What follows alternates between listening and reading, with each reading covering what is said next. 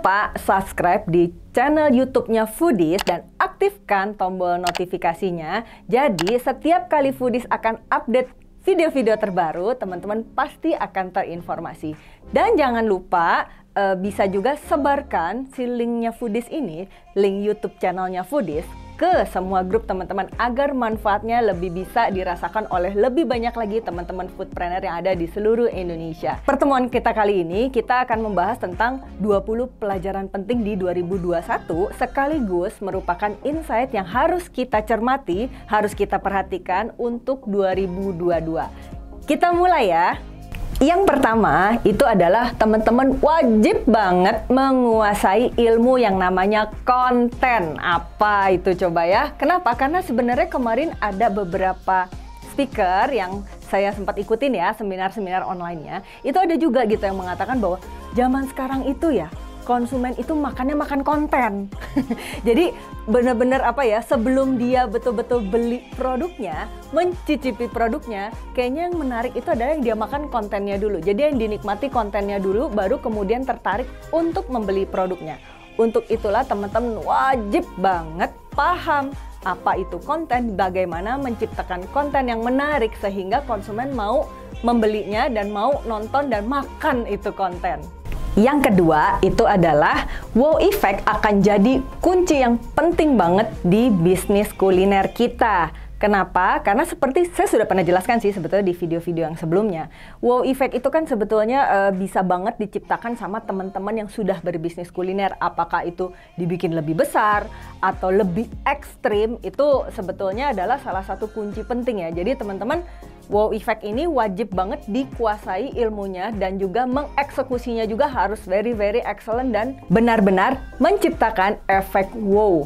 Yang ketiga itu adalah ngomongin tentang cloud kitchen, karena dia adalah pilihan model bisnis tipe bisnis kuliner yang sangat potensial. Berkaca dari pandemi kemarin ya teman-teman ya, itu kan terlihat sekali ya bahwa ternyata model bisnis yang tidak menggunakan outlet untuk dine-in itu mempunyai potensi yang cukup besar karena dia memiliki effect scalable yang jauh lebih cepat dan lebih ekonomis tentunya. Nah, di 2022 ini tentunya teman-teman harus juga memperhatikan bahwa bisnis cloud kitchen ini masih cukup menjanjikan. Yang keempat, itu kan tadi masih nyambung ya. Ngomongin cloud kitchen, tentunya nggak akan lepas sama yang poin keempat kita kali ini, yaitu adalah delivery online yang sangat penting untuk validasi dan sustainability perusahaan kita atau sales omset kita ya teman-teman ya. Kenapa?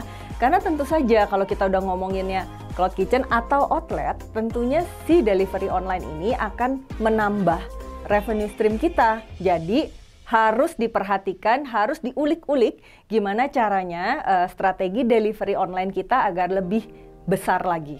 Yang kelima, ini juga nggak kalah penting loh teman-teman ya. Bisnis kuliner itu ternyata kalau kita perhatikan di 2 tahun ke belakang, itu sangat seksi, makin menarik untuk investor-investor.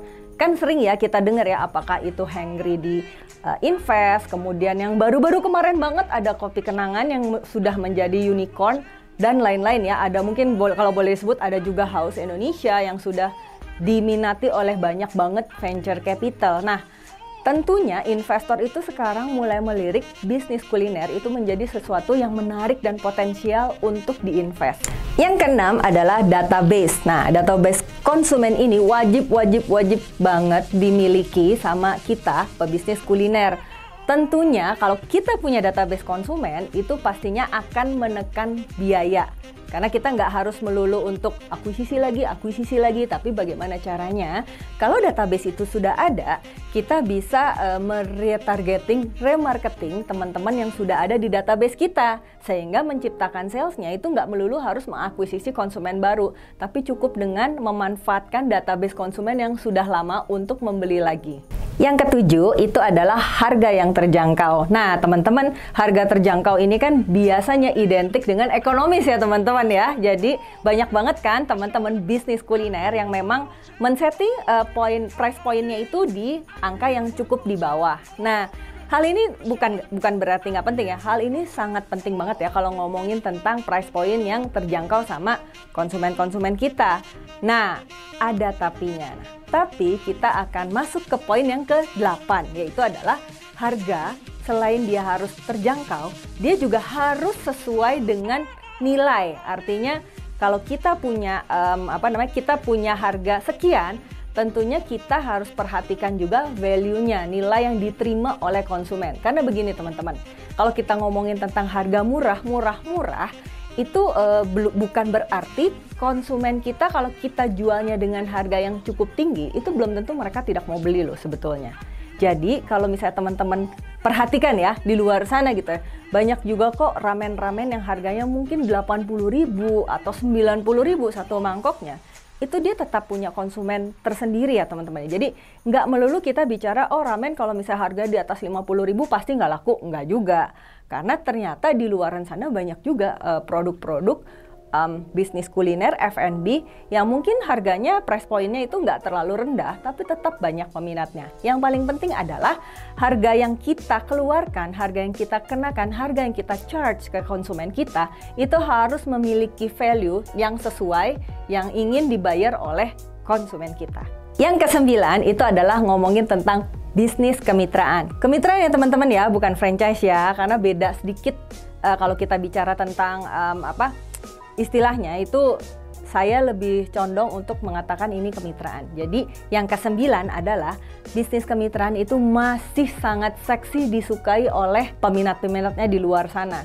Karena kita bisa ngelihat ya, ini kalau teman-teman ingat-ingat gitu ya, belum setahun deh kalau saya nggak salah ingat ya. Itu kayak seperti menanti, kalau teman-teman tahu, itu kan dia rasanya sih belum setahun, tapi sekarang kayaknya cabangnya udah ratusan. Kemudian kalau saya boleh sebut lagi, seperti ada Janji Jiwa, Kopi Janji Jiwa, atau juga seperti Bakso Aci Akang, yang cabangnya itu saat ini sudah ratusan.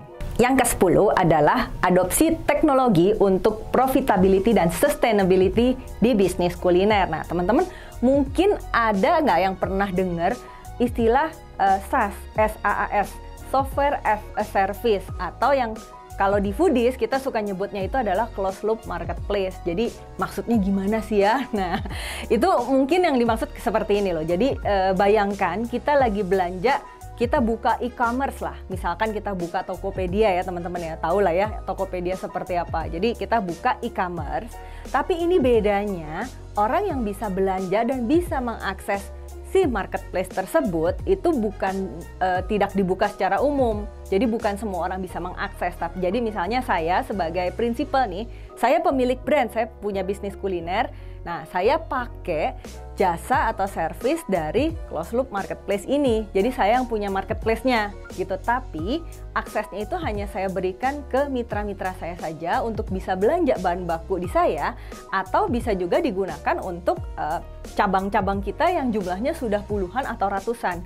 Sehingga belanja bahan bakunya itu lebih terkontrol oleh pusat. Jadi kita menggunakan sistem SCM dan purchasing-nya itu betul-betul menggunakan software yang memang sudah ada. Nah, sebetulnya istilah yang umum sekali digunakan di luar sana itu adalah SaaS, yaitu adalah Software as Service ya teman-teman ya. Atau kalau kita sering mudahnya nyebutnya closed loop marketplace. Nah, ada beberapa tipe closed loop marketplace juga sebetulnya. Nah, salah satunya yang kita pernah gunakan itu juga bisa teman-teman gunakan adalah Atur Kuliner. Misalkan ada Filosofi Kopi yang sudah cabangnya juga udah di mana-mana. Ada juga Kopi Kenangan yang kemarin baru unicorn. Jangan lupa subscribe di Foodies YouTube channel, di tombol subscribe agar kita bisa mendapatkan update berbagai video terbaru dari Foodies dan juga share ke berbagai grup video-video pembelajaran dari Foodies. Ikuti kelas-kelas Foodies terbaru dan sekolah bisnis kuliner, kunjungi www.foodies.id.